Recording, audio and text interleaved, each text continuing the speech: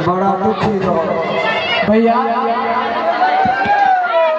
हमारे पास आप जब भी आते थे भैया फूल की तरह खिलती हुई आती थी, और आज मैं आपके आंखों में आंसू देख रही हूँ। हाँ भैया, नित दिन आते तो मेरे दोनों भाई बहन एक चॉकलेट बिस्कुट लेकर आते गुरु पाठशाला। आज तो दोनों भाई चॉकलेट अरे नहीं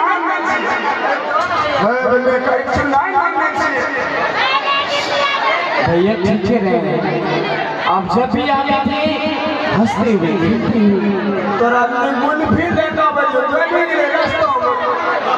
छोड़िए भैया, जाने दीजिए। घर में सब ठीक तो है ना?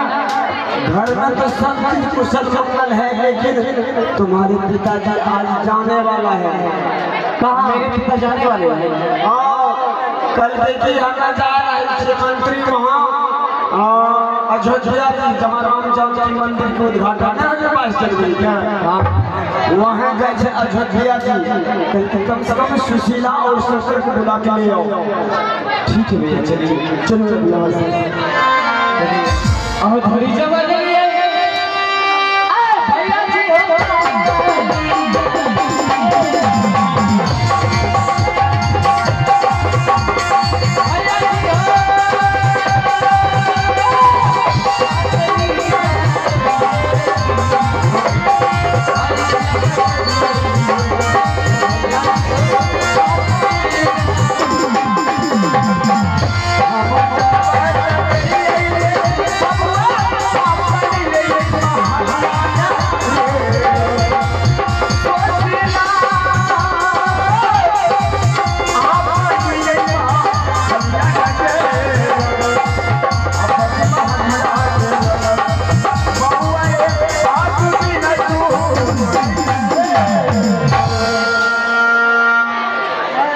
शंकर। हाँ भैया, देख तुम्हारे पिताजी इंतजार में कब से है। पिताजी प्रणाम पिताजी।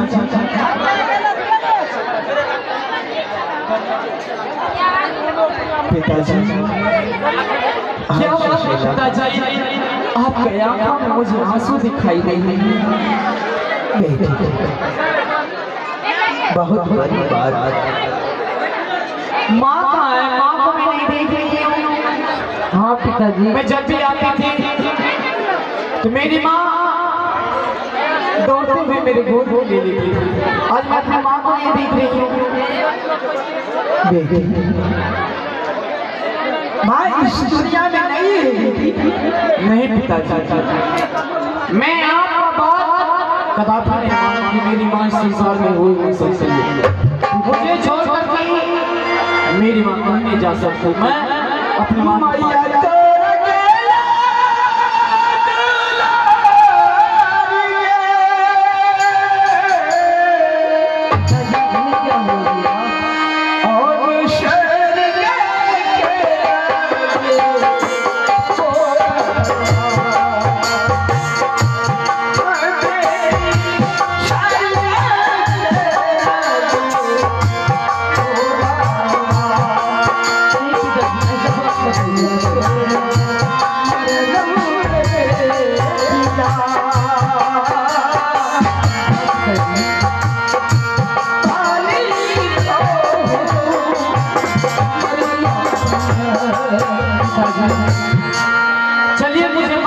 पास आकर के मैं अपनी माँ से मिलूंगी। मुझे छोड़ के माँ जा नहीं सकती है। चल हम दोनों भाई बहन से चल तुम्हें विश्वास आई है तू चल करते माँ आंखें खोल माँ और देख तुम्हारा पुत्री आई है माँ। एक बार मुझसे बातें करो माँ।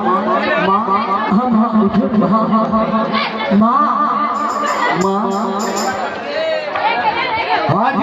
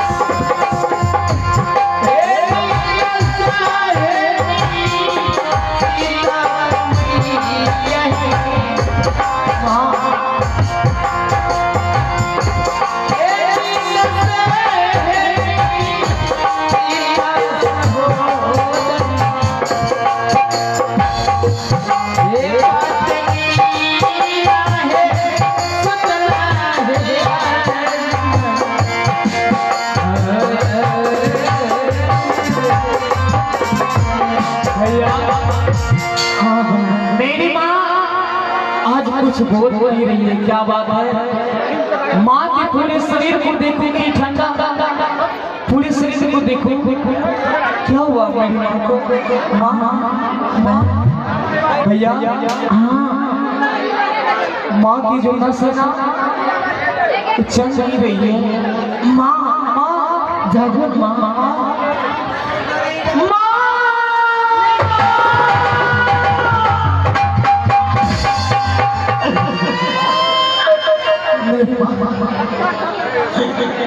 मुझे छोड़ तुम जा नहीं सकती हो माँ। अगर तुम चले गई माँ तो अपने साथ मुझे जीने ले गई माँ।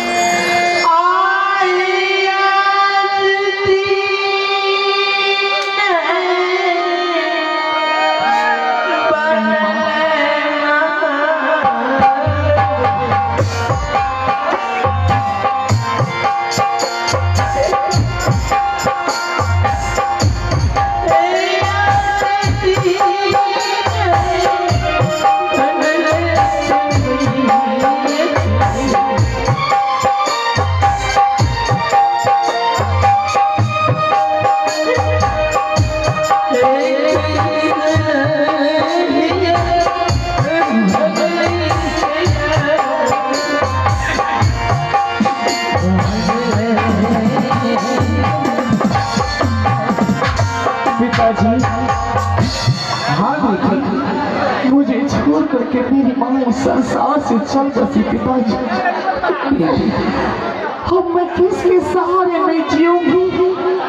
कौन मुझे अपने जान पे बैठा के दूध पिलाएंगे भोजन कराएंगे? पिताजी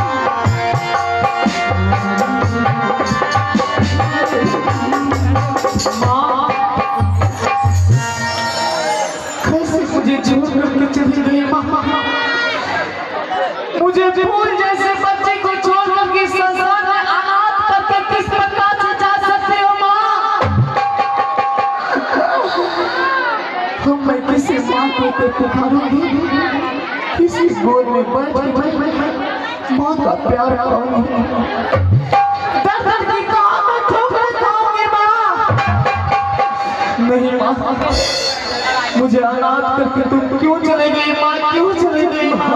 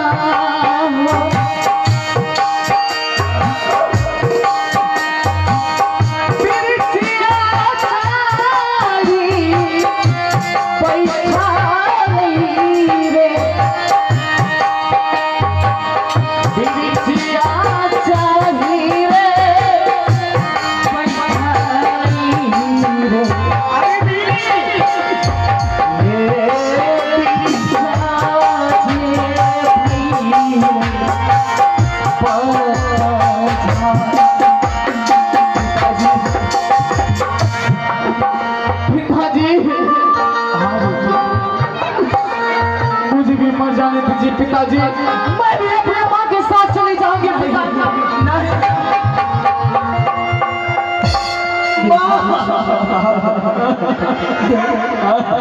एक ना एक दिन सभी का माँ पिता मरता है। बेटा इतना रोगे तो किसी बीमार हो जाओगे। चलो नहीं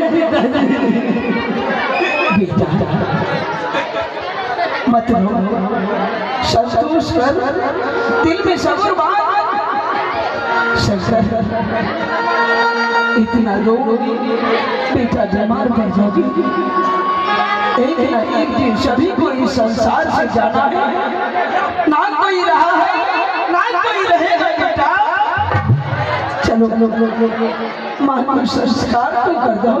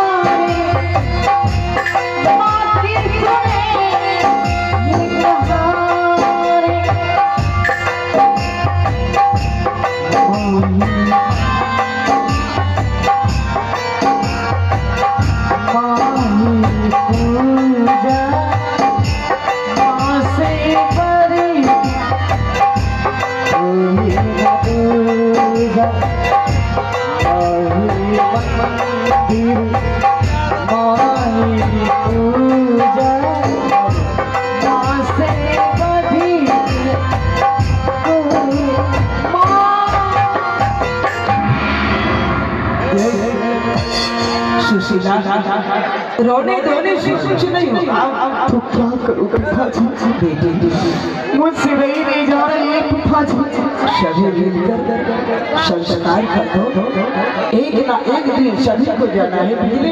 जी महाराज एक कम करिए कहीं नहीं जाओ सभी को बुला कर ले आओ, सब समाज मिलकर इसको रंगालाल कर दो। कहाँ चले हाँ जहाँ अपना पंचायत है जी जी सभी आदमी को निमंत्रण दे दो ताकि सभी मिलकर जाएगा। माइक है लॉन्च करवाए दीजिए सबका ध्यान हाँ कर दो। सबका चलिए सुनता कान हो एंठा से नजरते छो सब कहूँ सब नहीं हो तो माय बाय मैं नहीं हो घर में इसलिए मालिक आओ। हाँ हमने कहा चलिए यहाँ से क्या लगेगा उठाओ 2 4 5 आदमी मिल कर इसको ले चल तुरंत एक अगले साल बुलावे के वो चक्करवा धरे बदल ओकरा करने छिकल साहब लो आता जल्दी लदबाबा हाँ चलो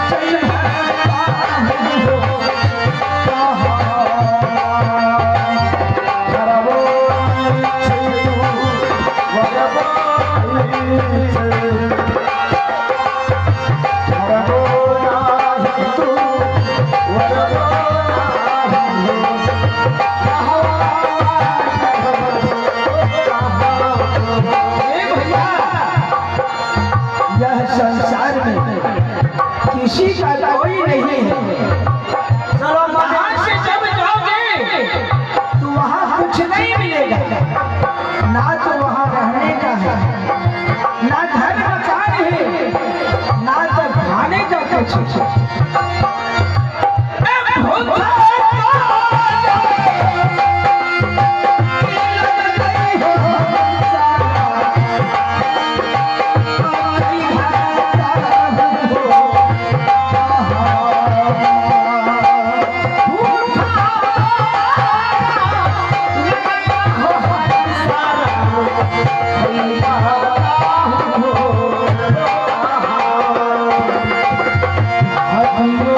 कोई